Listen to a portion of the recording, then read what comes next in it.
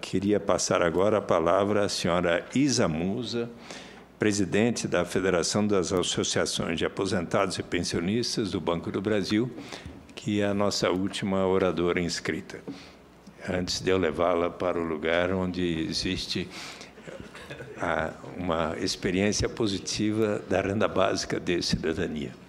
Boa tarde, senador Suplicy. A vantagem de se falar por último é que, como boa aluna, a gente consegue absorver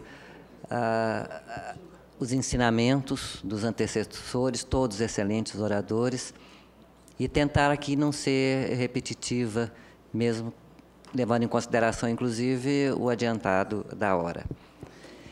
E, senador Suplicy, eu quero dizer que nós não somos velhos, nós temos muitos anos de juventude acumulados, porque, como dizia a mestra Helena Antipoff, velho é quem não olha para frente, né?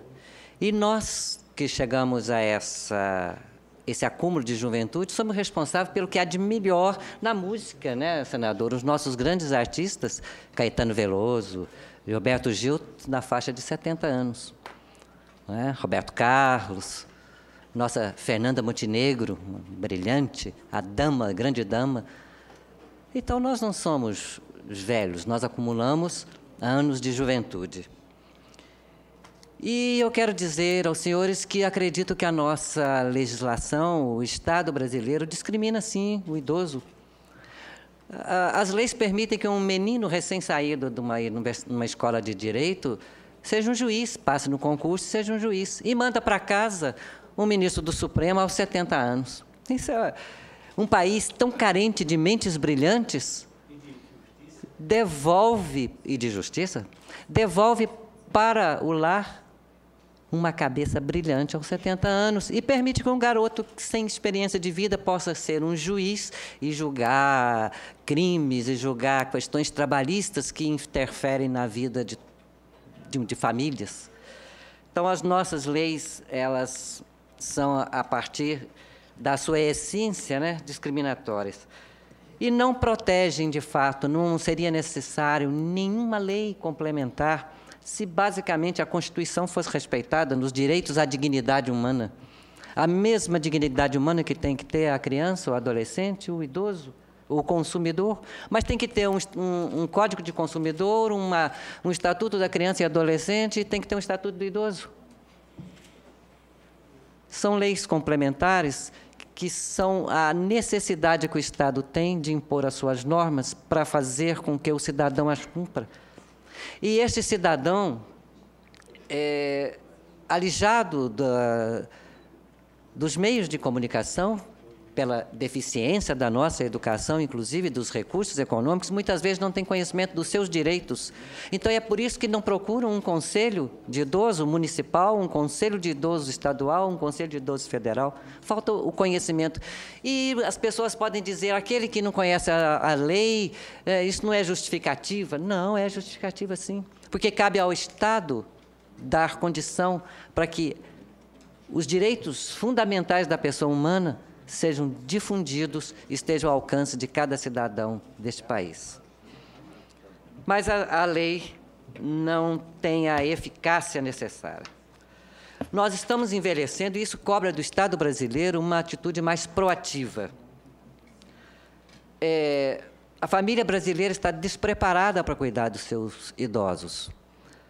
Em muitos casos, é com aposentadorias dos idosos que são mantidos os filhos, os netos, que voltam para casa pela dificuldade de conseguir um emprego. Então, é aquela imagem do velho que já cumpriu todas as suas etapas de vida, está em casa, recebendo aposentadoria e usufruindo do seu lazer, isso não tem sido mais a tônica neste país. Nossos jovens estão voltando para casa para viver sob a dependência dos pais, dos avós. Há casos de avós pagando pensão a neto. Tá? O governo e a sociedade jamais precisariam setorizar o direito, né? A grande dificuldade do abuso do direito dos idosos é principalmente o desconhecimento. Eu acredito, e talvez por ser a última a falar, que talvez seja interessante colocar algumas sugestões, é que as diferentes organizações da sociedade poderiam procurar fazer este trabalho de conscientização, gerenciar mais as suas ações das universidades abertas, das ONGs, dos conselhos, para a parte informativa de conscientização do idoso. Um passo mais adiante seria o próprio Ministério Público sair da sua atuação passiva e passar a agir proativamente, buscando verificar onde o direito do idoso está sendo corrompido, não está sendo observado. Buscasse a infração, fiscalizasse, estivesse em busca constante das transgressões que não só as pessoas, mas o Estado faz. E eu digo que o Estado é também um discriminador do idoso, no momento em que nós somos aqueles que pagam mais a planos de saúde, não é verdade? Somos os que mais pagamos aos planos de saúde. E somos mais necessitados da cobertura, e essa cobertura falta. Os planos de saúde privados pecam pela falta de médicos credenciados, pela falta de hospitais credenciados. O idoso não quer prioridade para embarcar em avião, não, isso é bobagem. Nós queremos prioridade de ter as consultas marcadas a tempo e a hora, e que seja respeitado as leis que dizem que tem prazos para que se marque uma consulta. Não são respeitados. O idoso não quer o direito de sentar lá na frente no ônibus, ou embarcar primeiro no avião, ou não precisar da fila do banco, pode ir direto ao guichê. Nós queremos ter acesso rápido, urgente e de justiça. Vamos falar de violência contra o idoso, e numa parte que talvez vocês, em função de outros tipos de violência serem mais danosos ao corpo, à alma, vamos falar da violência financeira praticada pelo Estado. O Estado coloca a isenção de imposto de renda, a diminuição do imposto de renda, né, das alíquotas do imposto de renda, para aqueles que têm acima de 65 anos, diminui. Por que não se considera-se aos 60 a partir de 60? E por que não a isenção total de imposto de renda para o idoso? Porque o idoso recebe aposentadoria ou pensão. E, gente, benefício não é renda, benefício é subsistência. Então, a isenção de imposto de renda seria uma boa medida de proteção a uma velhice mais tranquila. Nós que somos aposentados, aqueles que são aposentados apenas do regime geral, que contribuíram a vida inteira por 10, 15 salários, hoje recebe 2, 3 salários. Então, se tiver a isenção de imposto de renda, já melhora. É preciso rever a Previdência Geral. Assim como preciso rever a Previdência Geral, é preciso também que seja revista a Previdência Complementar. Nós, que somos ligados a fundos de pensão de estatais, nós assistimos o Estado avançar sobre o patrimônio dos fundos, transferindo parte das reservas do superávit desses fundos para os cofres dos patrocinadores estatais, Banco do Brasil, Caixa Econômica, Petrobras. É o avanço do Estado em cima de fundos que deveriam garantir a velhice. E essas pessoas que têm previdência complementar não são privilegiados, não. Elas estão tentando compensar o fracasso da previdência oficial, pagando ao longo da vida laborativa e, depois de aposentado, uma previdência complementar. Então, meus senhores, eu acredito que esta é uma história desse país que é preciso ser revista e consertada.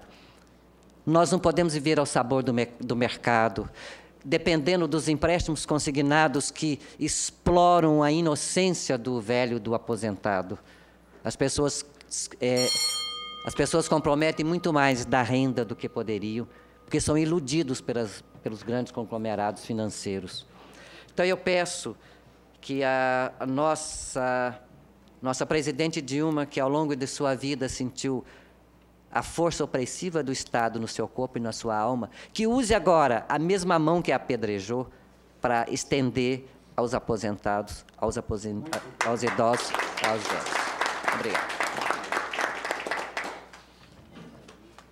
Muito obrigado, senhora Isa Musa, presidente da Federação das Associações de Aposentados e Pensionistas do Banco do Brasil, por sua colaboração, diagnóstico que faz da situação dos idosos. Vossa Excelência, a senhora fechou assim fez uma síntese muito boa do sentimento que foi expresso desde o primeiro depoente, a senhora Carla também, e acho que se casou muito, mas eu fiquei de levá-la agora ao lugar onde se iniciou uma experiência interessante daquilo que se chama a renda básica de cidadania.